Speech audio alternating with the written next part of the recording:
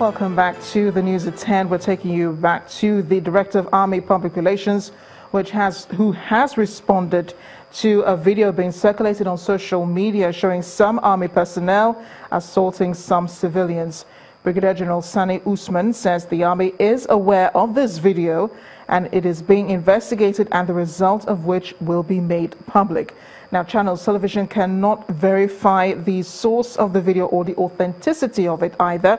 Therefore, we cannot show you, more for the reason because it could be offensive to some of our viewers. Again, a video circulating on social media, the army reacting, saying it's investigating, the result of which will be made public. We cannot verify the authenticity of the video, and it could be offensive to some of our viewers. Your reaction to the video that's making social media now, sir?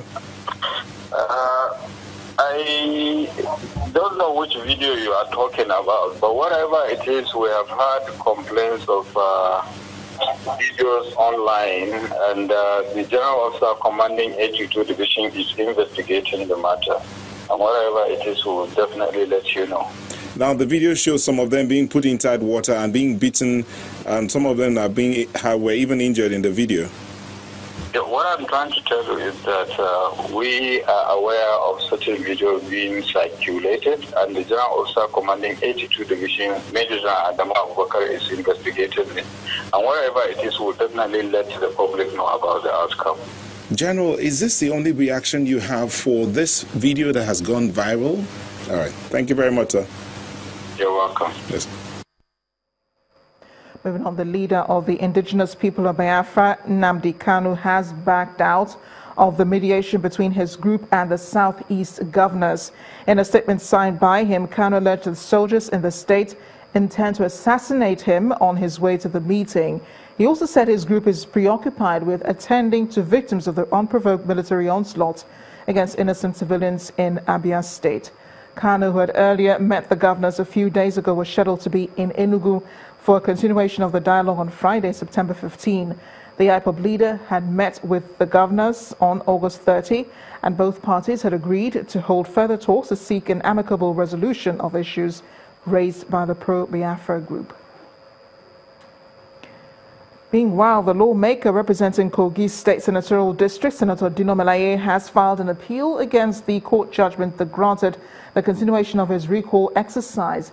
This comes 2 days after Justice Nnamdi Dimba of the Federal High Court in Abuja ordered the Independent National Electoral Commission to continue with the process of recalling the lawmaker. Hours after the ruling, Senator Melaye described the judgments as an alleged plan by Governor Yahaya Bello of Kogi State and INEC to force him out of the Senate. The appeal was filed on behalf of Melaye's lawyer, Mr. Mike Ozekome, on Wednesday at the Federal High Court, Abuja.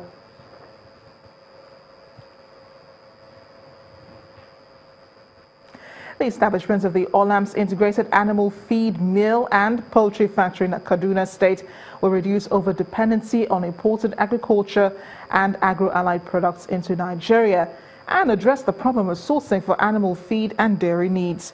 The managing director of Olam's International, Srivatsan Ventakaraman, gave the assurance during the commissioning of the $150 million facility in Kaduna State by President Muhammadu Buhari. The northwestern part of the nation, and indeed the whole country, are set to benefit from the Olam's Integrated Animal Feed Mill and Poultry Factory based in Kaduna State. The factory is important enough for the president to make an appearance. The Olam's Animal Feed Mill Poultry project cost about $150 million to set up, and Olam's management explained why the investment is a good one. This place has a facility to produce 1.6 million DOC, day-old chicks, per week. That means Nigeria can produce about 80 billion eggs annually more, and which in real terms means every Nigerian will get about 40 eggs per annum more and half a kg of poultry meat more. We are supporting the local farmers around here, procuring soya from them for us to be able to use for our feed mill. And for us, this is an eloquent testimony to the fact that we walk the talk as an agricultural and food company. This appears to be in line with the vision of the Governor Nasser El-Rufai administration in Kaduna State to improve agricultural yield and production, create enterprises, and develop markets. The governor says the Olam's factory also is proof that Kaduna State is investor-friendly. This is a significant milestone for Kaduna State and Nigeria in our quest to ensure food security and achieve economic diversification through agriculture. The Olam's integrated animal feed mill and poultry factory is expected to create jobs, generate revenue, and drive food security, amongst many other benefits, which is also in tandem with the federal government's plan of boosting economic growth through private sector investment.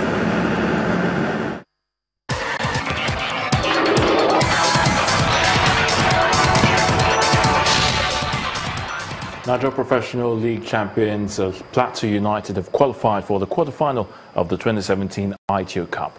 Plateau United defeated Aqua Starlets 2-1 in the round of 16 to keep hopes of a double alive. Title holders FC Fayyoba ousted Oriental rivals Heartland 3-1 to reach the last 8. Sunshine Stars, Aqua United, ABS and Osun United all booked their places in the last 8. The International Olympic Committee, the IOC President Thomas Bach, has reiterated his belief that the awarding of consecutive Olympic Games to Paris and Los Angeles is a win-win for everyone involved. Now, Bach confirmed that the tripartite agreement has been reached following an official confirmation by the delegates. Paris will host the Games in 2024, while Los Angeles will be the host city 4 years later.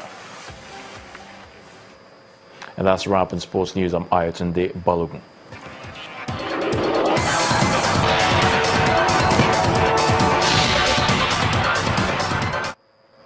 The U.S. Africa Command says the U.S. has killed 6 members of the militant Islamist group Al-Shabaab in 3 airstrikes in southern Somalia. The operation was carried under new powers given to U.S. forces by President Donald Trump in March, allowing for lethal action against the Al-Qaeda affiliate. Mr. Trump designated some areas of Somalia as active war zones, meaning U.S. forces required less high-level vetting to carry out strikes against the militants. The U.S. Africa Command has tweeted its statement about the latest operation. And the main news again, governors of Nigeria's 5 southeast states today denied taking a position on the ongoing military operation in the region and announced their plan to discuss the issue at the group's meeting on Friday.